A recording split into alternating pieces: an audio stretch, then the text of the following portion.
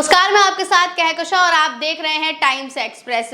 इस वक्त तमाम खबरें जो हैं वो चल रही हैं और सरकार घेरे में नजर आ रही है। विपक्ष भी लगातार सवाल उठा रही है और यूं ही सवाल नहीं उठा रही है, हमारे और आपके सामने सवाल उठाने की वजह भी है।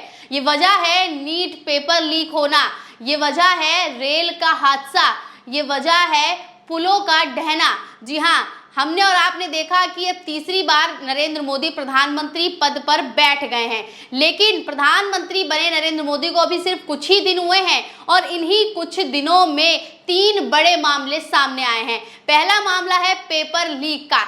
नीट का रिजल्ट 4 जून को घोषित किया गया था, जिस दिन चुनाव के नतीजे सामने आए थे, जिसके बाद से ही लगातार ये आशंका जताई जाने लगी कि इस पेपर में कुछ घोटाला हुआ है, क्योंकि जिस तरीके से इतने सारे टॉपर्स जो हैं वो इस साल निकले थे, ऐसे में आशंका बनती भी थी। और जिसके बाद यह आशंका सच भी साबित हुई और सामने आ गया पेपर लीक हुए हैं। नीट के क्वेश्चन पेपर को बेचा गया है लाखों रुपए में और लाखों रुपए में बेचने के बाद एग्जाम कराया गया, जिससे बाकी जो बच्चे हैं उनके इतने कम नंबर आए हैं कि उन्हें अब मेडिकल कॉलेज में एडमिशन भी नहीं मिलने वाला है।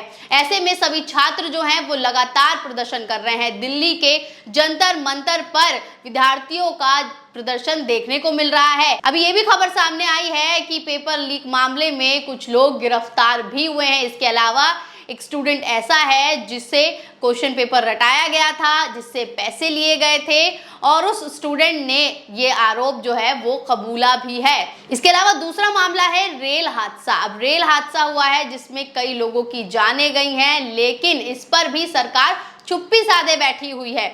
इसके अलावा अब पुल गिरने का मामला भी सामने आया है। जी हाँ, बिहार के अररिया में बकरा नदी का जो पुल है वो गिर गया है। अब आप देख सकते हैं कि बिहार में ही पुल गिर रहा है, बिहार में ही पेपर लीक हो रहे हैं, लेकिन नीतीश कुमार जो हैं वो अभी भी प्रधानमंत्री मोदी की तारीफों के पुल बांधते नजर आ रहे हैं। अब नीतीश कुमार ने पुल ढह गया है उस पर तो ध्यान नहीं दिया है, लेकिन तारीफों के पुल बांध रहे हैं नरेंद्र मोदी के। अभी हाल ही में नालंदा यूनिवर्सिटी का उद्घाटन जो है वो प्रधानमंत्री मोदी ने किया है बिहार में, लेकिन हर तरफ यही खबरें चलाई जा रही हैं, कहीं पर भी पुल ढहने की बात नहीं हो रही है। ना ही नीतीश कुमार ने इस पर अभी तक कोई भी बात कही है। साथ ही प्रधानमंत्री मोदी भी रेल हादसे पर, पेपर लीक पर चुप्पी साधे बैठे हुए हैं।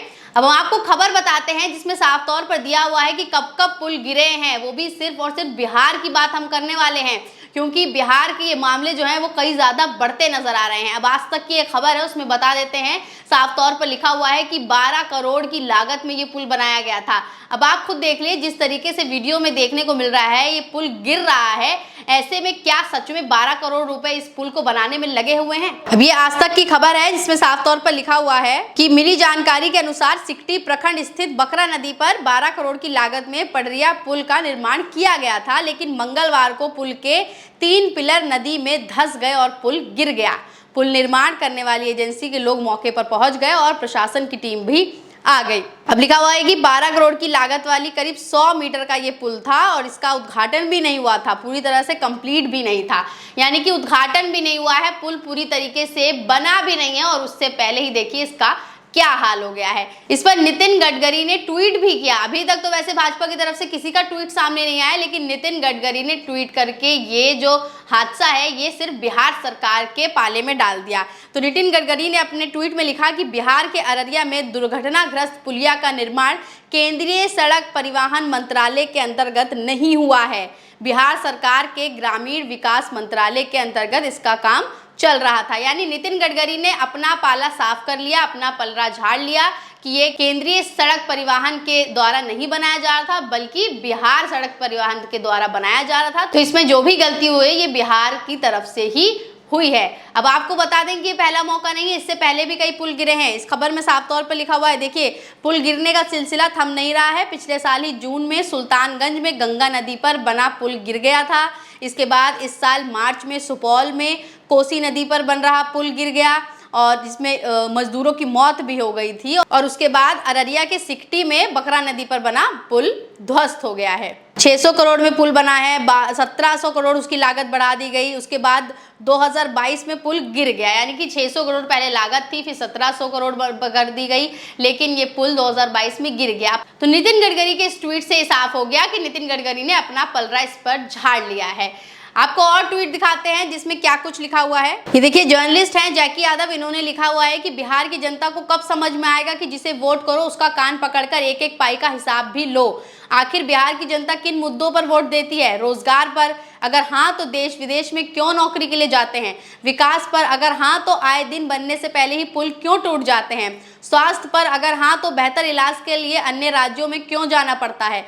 शिक्षा पर अगर हाँ तो 3 साल की डिग्री लेने के लिए छात्र 5-6 साल का इंतजार क्यों करते हैं? दरअसल बिहार की जनता को अब तो सोच ही लेना चाहिए कि अब विकास की राजनीति को वोट करें, ना कि धर्म और जाति की राजनीति को।